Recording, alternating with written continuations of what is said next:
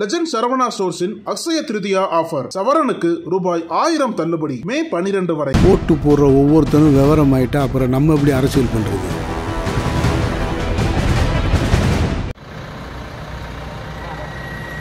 சுற்றுலாவுக்கு சென்ற குடும்பம்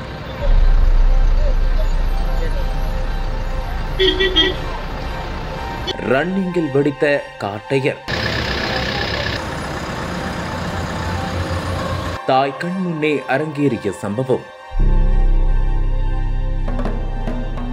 சாலையில் சிதறிய 3 உயிர்கள். கடலூரில் அதிர்ச்சி. தஞ்சாவூர் மாவட்டம் ஆதிச்சநல்லூர் பகுதிக்கு அருகே அமைந்துள்ளது வல்லம் தாலுகா. இந்த பகுதியைச் சேர்ந்தவர் ராஜ்மோகன். 38 வயதான இவர் அங்குள்ள தனியார் நிறுவனத்தில் மேலாளராக பணிபுரிந்து வருகிறார். இவரது மனைவி ரேகா.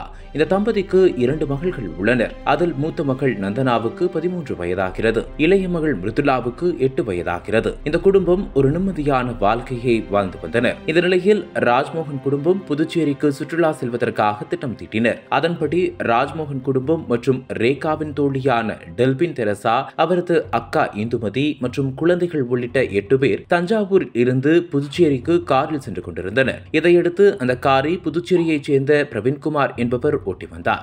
இந்த நிலையில் இவர்கள் அனைவரும் தஞ்சாவூரில் இருந்து கடலூர் மாவட்டம் திட்டக்குடி அடுத்துள்ள எழுத்தூர் கிராமம் வழியாக சென்று கொண்டிருந்தனர். அப்போது யாரும் எதிர்பாராத சமயத்தில் இவர்கள் சென்று கொண்டிருந்த காரின் டயர் திடீரென வெடித்து சிதறியது.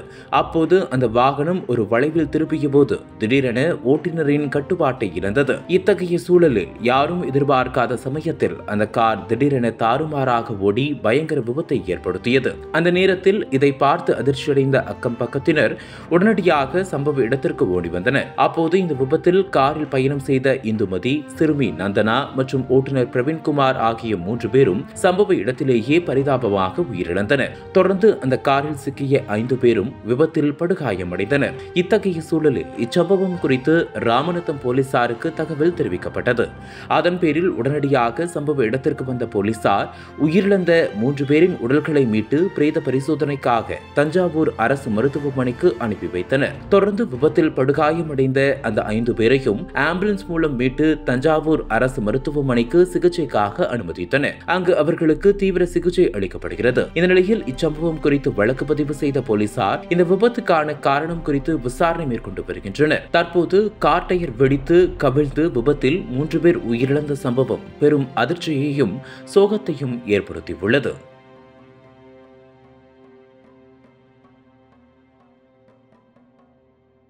தமிழகத்தின் அரசியல் புலனாய்வு வரலாறு நக்கீரன் பப்ளிகேஷன்ஸ். இந்த கோடை விடுமுறையை புத்தகங்களுடன் கொண்டாடுங்கள். கோடை காலத்தை முன்னிட்டு ஏப்ரல் 23 முதல் மே 30 வரை நக்கீரன் வெளியீடுகளான அனைத்து நூல்களுக்கும் 25% சிறப்பு தள்ளுபடி. புத்தகங்களால் கோடையை கொண்டாடுவோம். அனல் பறக்கும் செய்திகளை அப்டேட் செய்து கொள்ள நக்கீரன் களத்தை இப்பவே சப்ஸ்கிரைப் பண்ணுங்க.